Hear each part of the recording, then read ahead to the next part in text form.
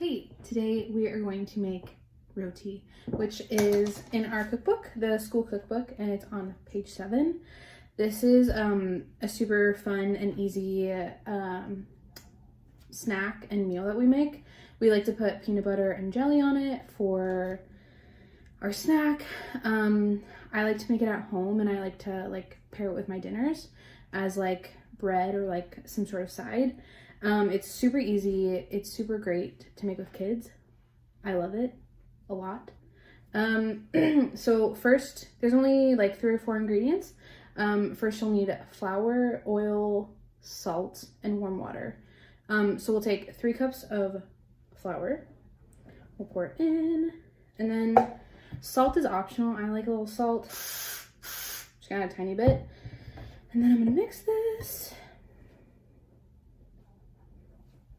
And then now we are going to add our warm water and oil. So I'm actually just gonna take these and mix them together. That way they go in at once. And then we'll pour this in.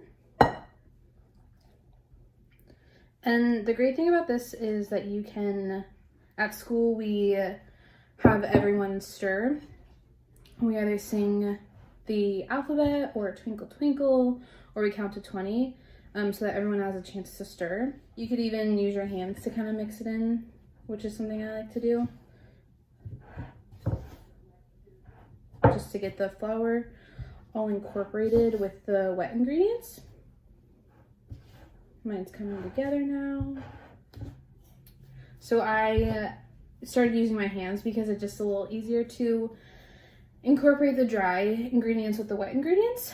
And then this is really where the kids' participation comes in.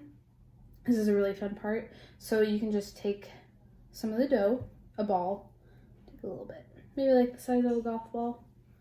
And then you or the kids can roll it into a ball. So great fine motor skills.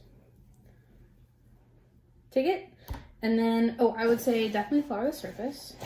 And you're gonna use a rolling pin or some sort of rolling pin-like tool. And you're gonna roll it out to about 3/4 to 1/2 inch.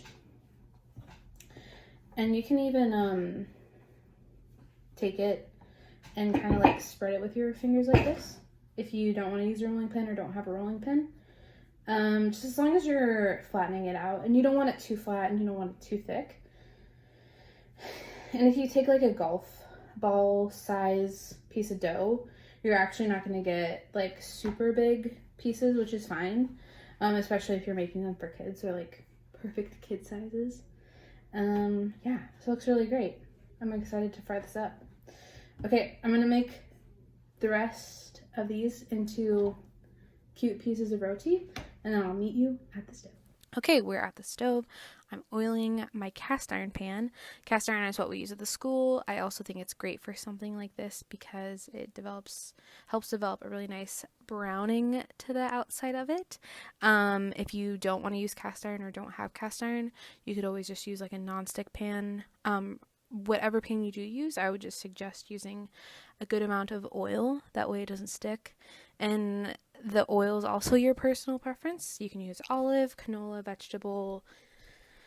You could even use butter. I think it doesn't really matter with something like this, just as long as you have something down so it doesn't stick. Okay, so now I'm going to flip my roti and it has some great browning on the edges. Like I mentioned earlier, at the school we like to have ours with peanut butter and jelly, or just peanut butter. I could see having cinnamon sugar or Nutella as a dessert type of roti. If you had curry or soup, I think this would be a great side. It's just such a neutral and yummy flavor that you can really put anything on it and it's going to be delicious. And I think my roti is just about done. Thank you for watching this video. I hope that you guys get to make some roti because it's so delicious.